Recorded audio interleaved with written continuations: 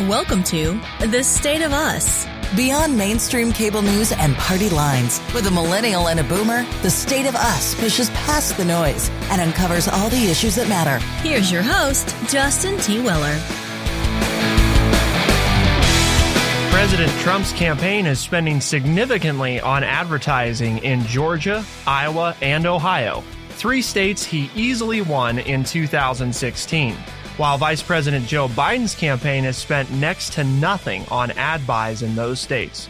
Regardless of who you support, the strategy of these campaigns and their spending may determine who the president is for the next 4 years. But why do you care about battleground states in the first place? Well, if you're somebody like Lance or I, you probably have a reason to care because you know some about presidential strategy and how the game's played and all of that good stuff. But if you don't, if you're one of those Bradleys of the world, like our producer, and politics is kind of new to you or you're just not that familiar with it, the way this works, right, is the Electoral College is critical to who wins. And that's each state has a number of quote unquote electors they assign. So it's not just who gets the most votes, it's who gets the right states with the amount of votes that they need to win. We'll expand on that in a second. But of course, we couldn't begin a conversation on all things politics and Donald Trump and Joe Biden without. True Chat senior historian and an educator of more than 30 years. Here is your friendly redneck liberal, Lance Jackson.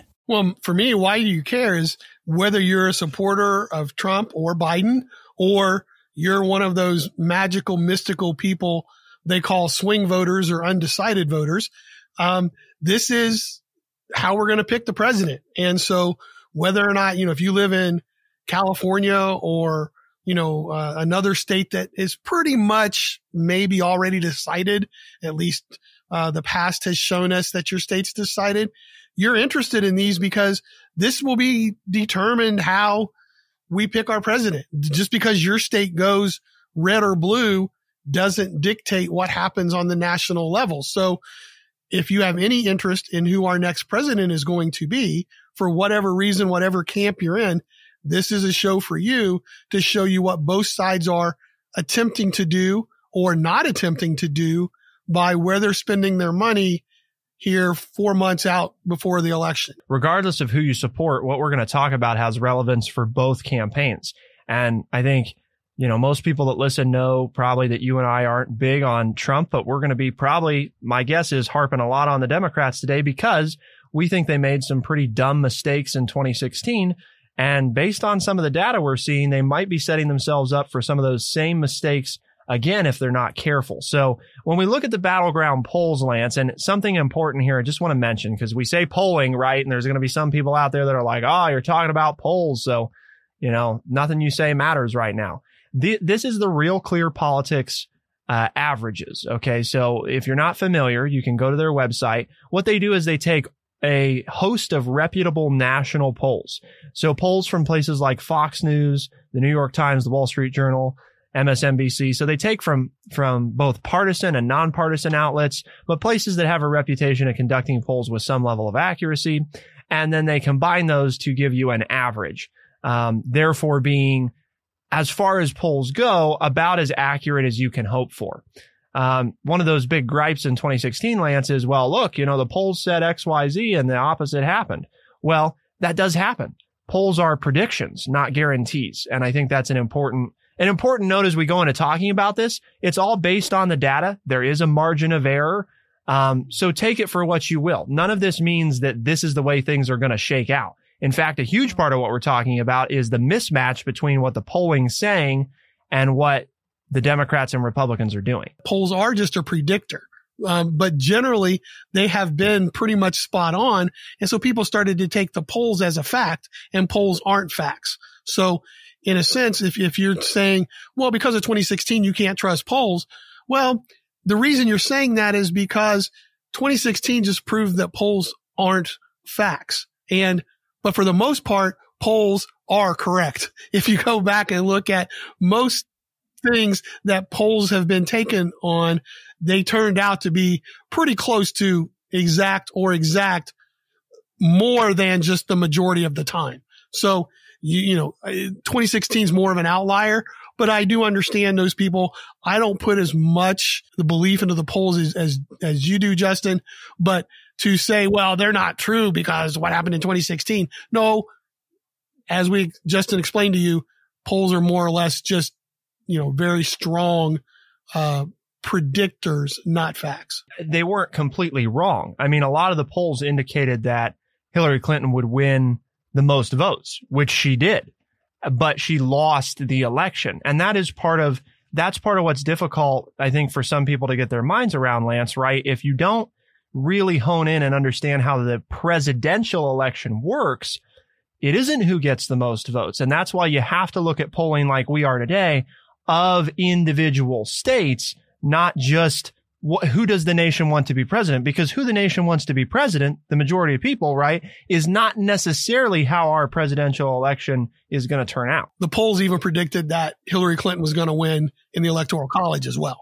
So that's where they made the mistake, is that what you see in the polls, and it goes over most of ours heads, and that is the margin of error. And that's why I guess it's the polls are wrong. It's more the people who are telling you what to think about the polls are misleading you into what polls actually mean. And I think that's as Lance and I are highlighting, they're predictors, and predictions can be wrong. They're right more often than they're wrong, historically speaking, but by nature, they have to be wrong sometime because they aren't fact. They're, this is an extrapolation of the population, and we do everything we can to control for it, but there's always a margin of error. What do the polls say? I mean, now that we've dissected polls and what they're good for or what they're not good for or what we can trust or not trust, what are the polls saying in what we call the battleground states? So the three that are really, there's a number of them that stick out pretty apparent.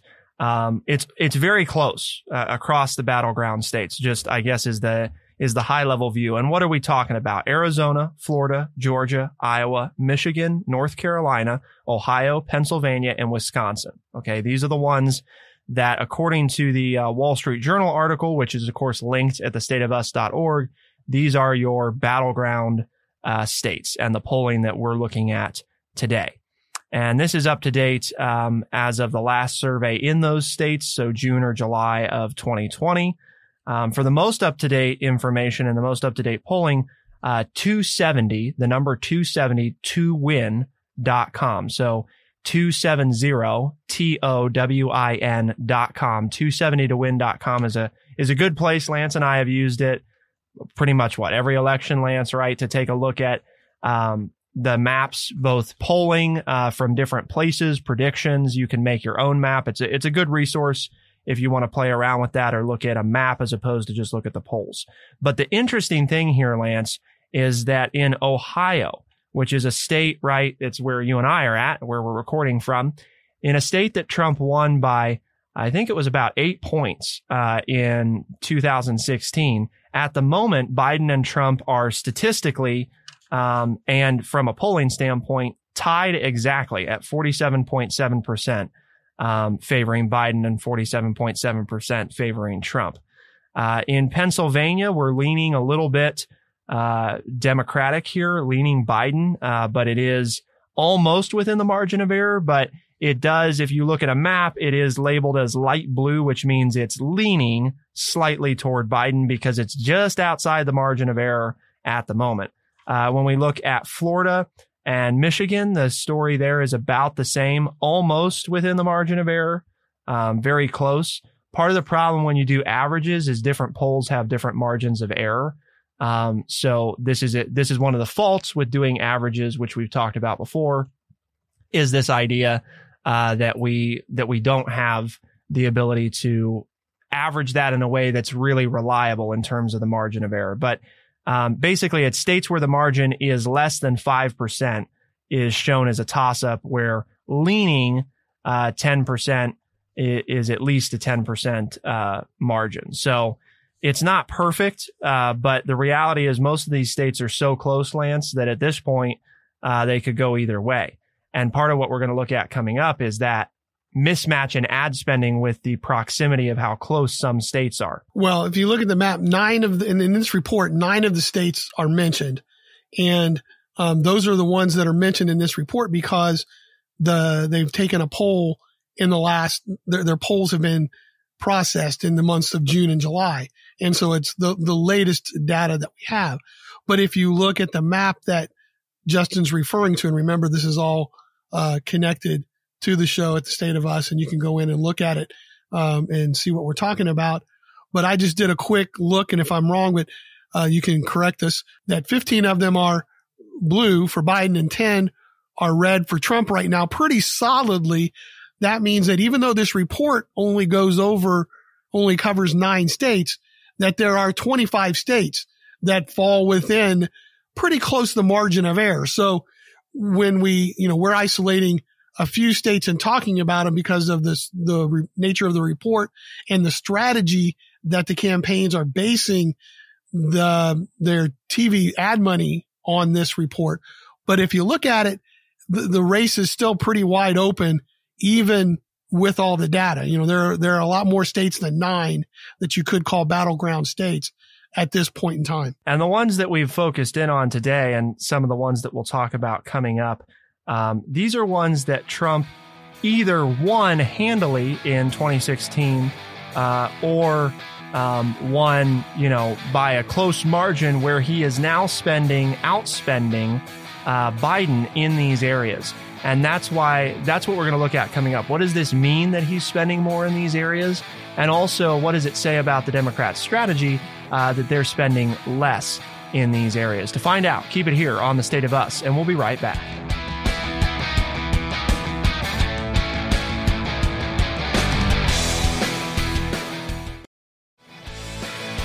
We are The State of Us. Here's your host, Justin T. Weller. Georgia, Iowa, and Ohio are 3 states that President Trump easily won in 2016, and yet he is now outspending Vice President Joe Biden's campaign in these areas, which is easy to do, Lance, because Joe Biden's basically spending no money in those 3 states I just mentioned on TV. Not a penny. And then if we throw in Arizona, Pennsylvania, and Florida, Trump is spending more in all 3 of those states. Biden is also spending, but it is noticeably less. I mean, when we look at, and again, we're referencing a Wall Street Journal article here, if you pull this up, like in Pennsylvania, Biden is spending not quite half or a little over half of what I was going to say almost twice as much in Pennsylvania, Florida, and Arizona. Trump is spending almost twice as much as what Biden is in those 3 states. I mean, significant. Right. And the only 2 states where we see, and this is where it's, covered in this report, where Biden is outspending Trump is Michigan by probably about 20% and Wisconsin just by a smidge. They're almost tied just by in Wisconsin. $100,000, So it is interesting where you see where the money is being spent and what money is being spent. So one thing that I think we want to start with, Lance, too, is making sure people know this spending that we're referring to is President Trump's campaign and the top PAC, Super Political Action Committee, that's backing him and Joe Biden. So that's what we're looking at for TV ads. And the reason that we want to mention this is some of you might be shaking your heads now like, well, this doesn't really matter all that much because we're just talking about TV ads. What about spending overall? Well, the reason we're talking about TV ads, right, and the reason this is so significant, Lance, is who do we know is going to go vote, right? For sure. We know that those boomers, those Lances of the world, they're going to be at the polls in November. They're going to figure out how to vote. Now, yeah, they may not physically be there. We'll see what happens, but they're going to vote. They're going to get that vote in. They're going to take the time to figure out how to vote. Historically, they have a, great track record of people that are in that 50 and up crowd tend to be pretty reliable at voting in high percentages. So are you saying that we're going to make the difference in this election? Because I brought this up in our pre-production meeting. I said, why do we want to talk about TV ad spending? Nobody watches TV anymore. I mean, I know that most of the people that I talk to, they stream their shows. They're on Twitter. They're on, I won't say Facebook too much, cause that's kind of an older person thing, but they're getting, they listen to podcasts. They do all this other stuff. So you've been, along with my daughters have been indoctrinating me on how, yeah, nobody watches TV anymore, Dad. So, my question to you was, why worry about what's being spent on television? And, you've kind of answered that question. You're saying, well, because the people that we can count on to go vote are the boomers that are sitting there watching TV and watching their commercials about helping the animal shelters and getting their adult diapers and, buying their life insurance, that we're watching TV and that we're going to go vote. So you admitting that we're going to be the tipping point here in this election? So the boomers are the tipping point, right? If the young people don't show up to vote. And that's kind of this. Oh, okay. All right. That's kind of this mismatch. Because what I said when you said that was, those are the people that vote. I don't want to take us off track, but I'm just remembering how President Obama used the internet and emails and, all these other devices. And he was praised for, hey, he connected with young people. And when I brought that up to you today before the show, you had what I thought was an interesting comment. I said, why aren't Biden and Trump hiring some people out there to get on and do and meet people where, meet some of these younger voters where they are on these streaming devices, on these podcasts, on these different channels that, Hulu, whatever they all are, that I see that I don't, go to. But why aren't they spending their money there, which is where the young people are? And your response was? And my response was, because they're not cool. And I'm talking about Trump and Biden. Okay. And here's what I explained. This is just a theory. Again, I don't have any numbers to back this up, but I think President Obama had and this isn't, I'm not talking about me personally. I'm saying, I think overall, from a societal view, people saw him as the cool president, right? And I'm using air quotes there.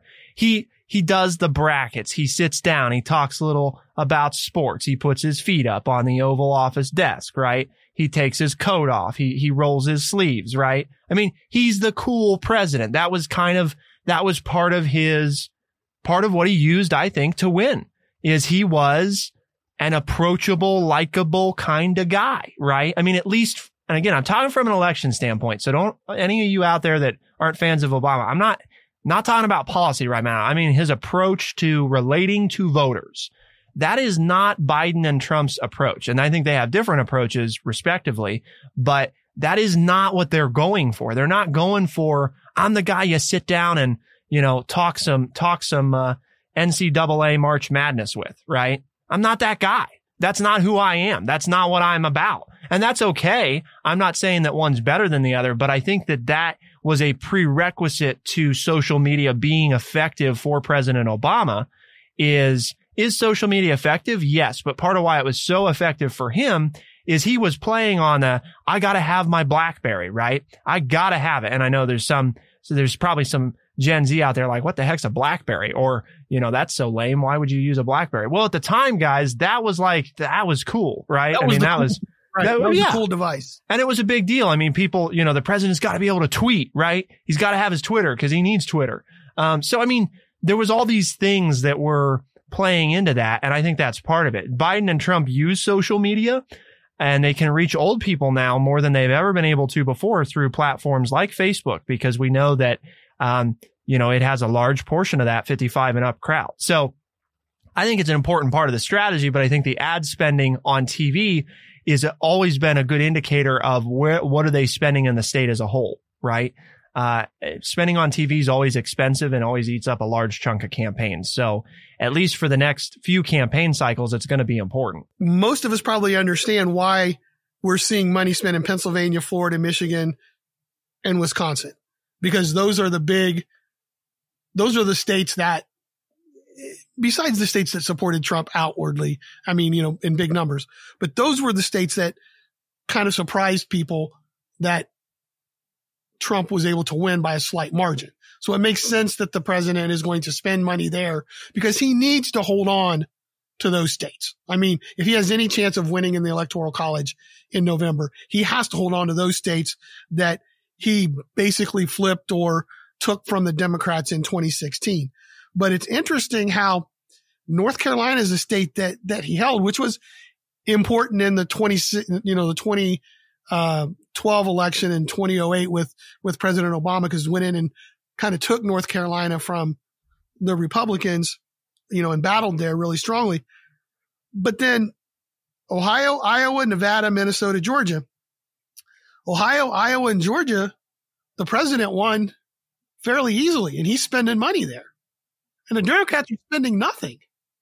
So you got Trump spending money in some of these states it makes sense. But like in those states, it's like, really, the president's going to spend money in states that he won pretty easily? And the Democrats aren't spending any money at all. And then in the two of the states like Nevada and Minnesota that the Democrats won in 2016, they're not spending any money. They're not trying to hold on to those two places.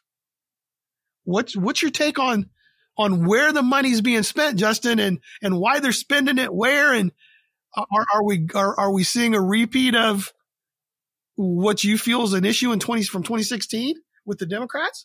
You're just setting me up. You're just ready for me to go on the soapbox. I think is what we're after. No, I did here. it at the end of the segment, so you can't go too long. That's right. Yeah. See, you're trapping me. I don't have time to give it the full treatment. So I guess I'll say this before we get into the next segment, because this is kind of where Lance and I talk about keys to victory. This is part of what's interesting, right? The polling indicates that some of these states that Trump easily took that are battleground states, right? I mean, this is the other important thing here. We're not just talking about Republican strongholds. We're talking about states that, like, for example, put President Obama in the White House, right? So these are states that do vote Democrat, that do have that capacity to put, like Ohio. And yes, we're mentioning Ohio because we're there, so we're a little biased, but also from a statistical standpoint, it's the most interesting of these states that Trump easily won. It's also one that he easily won that he's spending the most in of the states that was easily won, right? Ohio, Biden is spending nothing on TV ads, and Trump is spending, Lance, probably in the neighborhood of like $1 million so far on broadcast TV ads. Mm-hmm. Where in Iowa, Nevada, and Minnesota and Georgia, those states are less. So the thing that's interesting here is all of those states I just mentioned, right? Trump is spending money. Biden is not. And Biden's not far off in those states, or in the case of Ohio, literally tied with Trump and spending nothing. So the question is there, what is the thinking? And I have something I'm going to share here, Lance, in just a minute with you. What I think the assumption here by both camps is. And to find out what that assumption is, find out what Lance and I think the keys to victory are for both Donald Trump and Joe Biden, keep it here on The State of Us, and we'll be right back.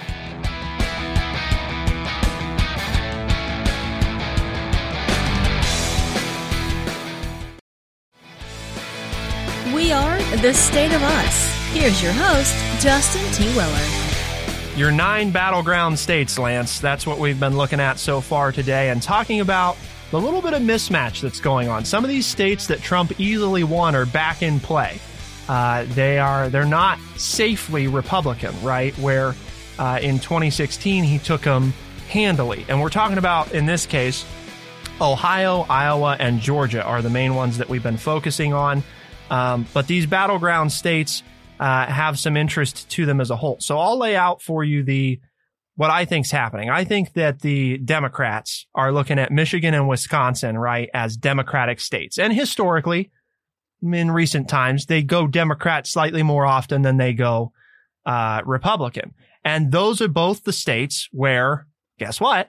The Democrats are outspending the Republicans, right, on these TV ads. Pennsylvania and Florida both went for Trump and were kind of those, like you said, Lance, those surprise states, right? I mean, it's not like the fact that he won them is not the most shocking thing in the world because they are quote unquote swing states, but they're kind of the states that people were saying, we don't know what's going to happen. And they're what put Trump over the top, right? Where with Ohio, most of the polling right before Election Day indicated he's got Ohio, or he's got Iowa, or he's got, Georgia. And so those were not big surprises. But Pennsylvania and Florida were big keys to, I mean, arguably they're the reason that Trump won, right? You don't take those states and you don't mess up in Wisconsin and Michigan. And all of a sudden, Hillary Clinton's your president instead of Donald Trump. So my thinking here is that the Democrats are looking at Michigan and Wisconsin and saying, you know, we want these to be blue states. We think they're going to be reliably blue going forward. So this is where we're investing our money. I think the big mistake here, Lance, is what we've talked about before, which just drives me nuts, is the Republicans are playing to win and the Democrats are thinking that they're playing, you know, the long game or the policy game, or I don't know if they're thinking at all. Honestly, I'm probably being generous here. I'm not sure that they're thinking, but I think they think they're thinking, and they think, you know, well, we don't need to spend money in those places because it's close. So maybe we'll win, right? Maybe we'll win. And I just think that may be the single biggest mistake that they are making so far, in my opinion. Not even picking Joe Biden. And people know Joe Biden was not the person in the Democratic field that I would have most wanted to be the nominee. Not that I particularly was in love with any of them, but of them, if I was going to have to choose one, he was not the first pick. So it's the whole, we have a candidate, and are we back to the whole, you're choosing between these two that you don't like that well? And the Democrats are making some of the same dumb mistakes they made in 2016, like, in my opinion, the Wisconsin mistake. It drives me crazy. That should have been an easy win, a relatively easy win for the Clinton campaign. And they just, you know, they boggled it. Her appearances there were almost non-existent. Their ground game was minimal. They were spending almost nothing, in Wisconsin. And this goes to show, Lance, the mistake, right, that I think that is constantly made, by the Democrats. They look down on the Midwest and they take it for granted, and then it comes back and bites them in the ass, right? And I'm sorry, but I think that's what happens. They look at it and they say, here's the states we can count on, here's the ones we can't, and we know this and we know that, and so it's all taken care of. And they do that, and they underestimate Midwesterners, and then the Midwest says, nope, we're not going to do it that way because you didn't care about us, you didn't pay attention, and so we're going to go with the person that did, right? And you elitists can keep your frickin' numbers and all your math, and we'll show you that we can put somebody like Donald Trump in the White House because you took us for granted. Basically between the Appalachian Mountains and the Rocky Mountains, and the Rocky Mountains splitting the state of Colorado. But in the 2016 Electoral College map, the Democrats only won 4 states between the two mountain ranges: Minnesota, Illinois, Colorado, and New Mexico. And so you can see very, very easily when you look at the Electoral College map, where the president's success was and where the Democrats were hurting. And what doesn't make sense to me, because I wanted to argue, well, yeah, but the Democrats are looking at the 2016 map and, you know, they're going to win Michigan and Wisconsin, and that's going to flip the election. But if you take the 232 votes that the Democrats won in 2016 in the Electoral College, and you add the 26 that they would get from Michigan and Wisconsin, it still doesn't get them to 270. So where are you going to start spending some money to flip a state? Not only do you have to hold on to your 232, but you've got to come up with basically another 40 votes somewhere. You know, so you're going to have to win, you know, those 2 states that you're spending money in, plus a North Carolina, an Ohio, a Florida, an Illinois, you know, something with more than 13, you know, or some combination of 13 plus, because, you know, you can say, well, we're close in Arizona, and we're spending a little bit of money in Arizona. And again, you talk about old people. I mean, I don't know, and I don't want to be mean, but I know where I'm looking to go when it's cold. I'm looking to go to Arizona and Florida. And the Democrats have pretty much just, I mean, they're spending more money per capita in Arizona versus Trump than they are in Florida. But the polls show that the Democrats have a chance to win in both areas. And it's like, okay, you just told me that us old folks, us boomers, are watching TV. Why wouldn't you be spending money in Arizona and Florida in hopes of maybe getting those 2 states and flipping them from 2016? I was trying to defend them, and I really can't find a reason, unless you're saying, well, it's summertime and we're just going to hit them hard after Labor Day. But one of my problems there is it's being discussed, and, it needs to happen pretty soon, and not to go down a rabbit hole here. But, are we going to see a lot of early voting? Are we going to see mail-in voting? Are people going to make their decisions earlier? So, is it a mistake to wait until, historically, well, we'll wait till Labor Day because, things will happen and everybody will come back from vacation. And folks, things are happening this summer.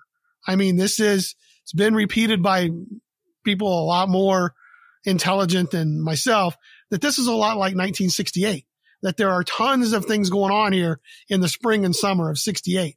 And to wait till after Labor Day with all of this early voting and things we have now that we didn't have in 68, I'm not sure that's a good strategy.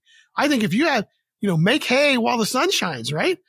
If you've got a chance to impress upon some people that you're the better candidate and you're the person they should be voting for, do it now because they may start voting in 2 months. They may actually start casting ballots in 2 months in some of these states or 3 months. Don't wait till the last minute and then switch everybody's mind. The iron's hot, make the jump now.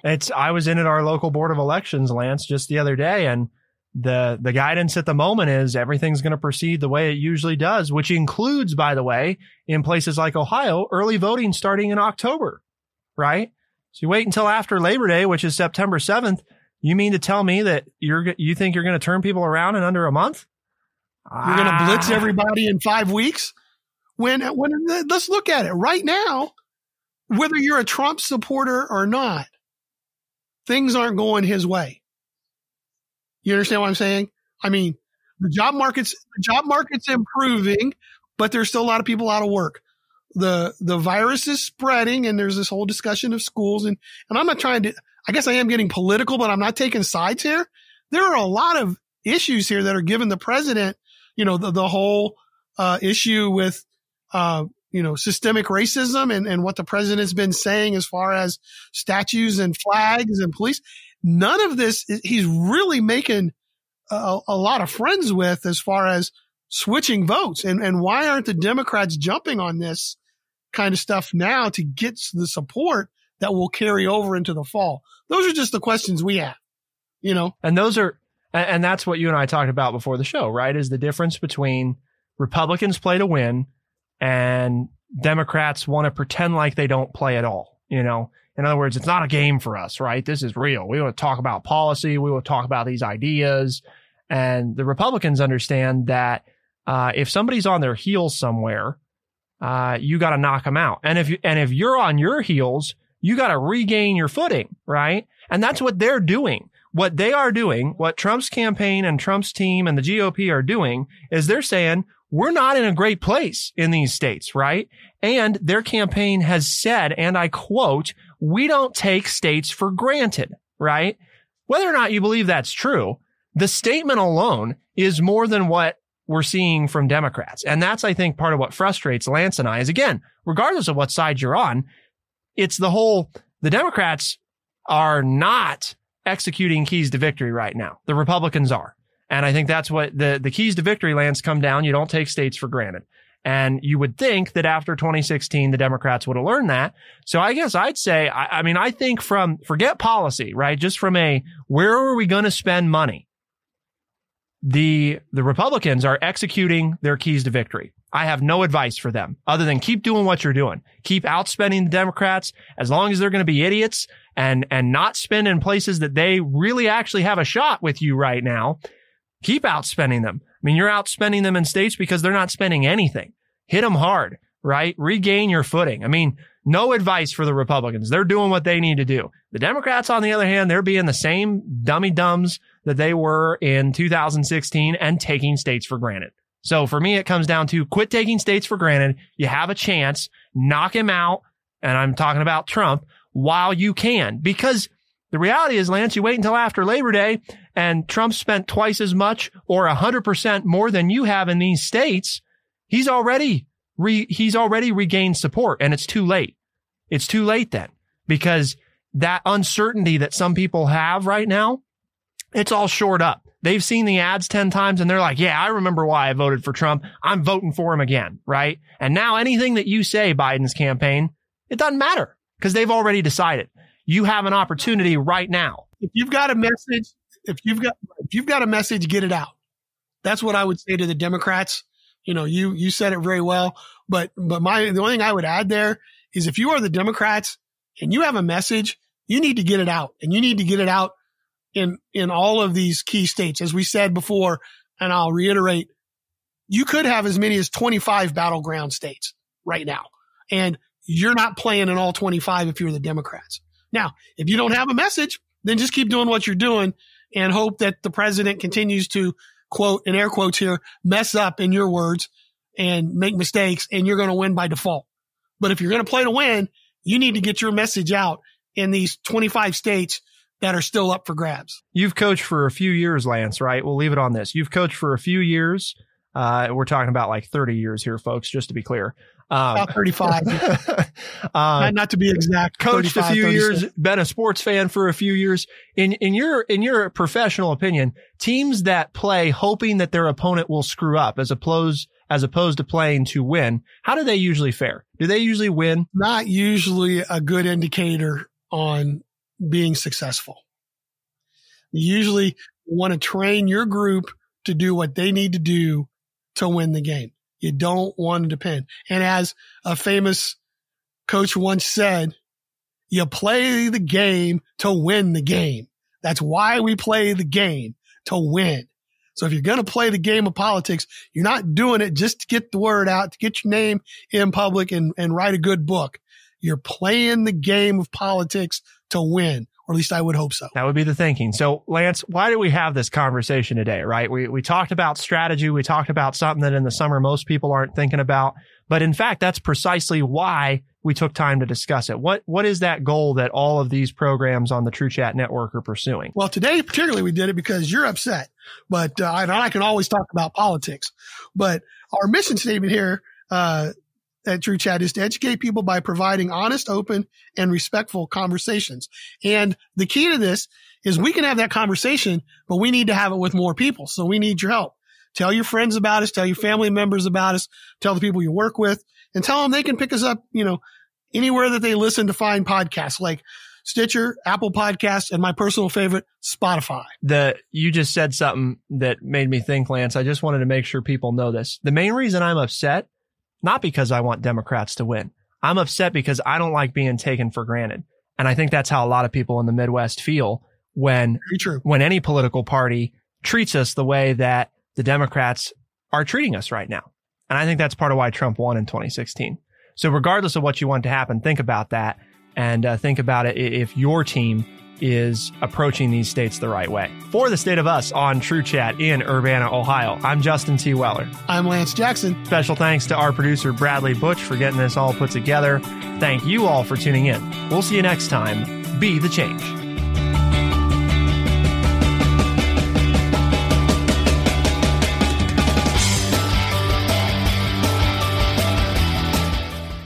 Be sure to check out our website, thestateofus.org, for books, articles, and all the ways to tune in.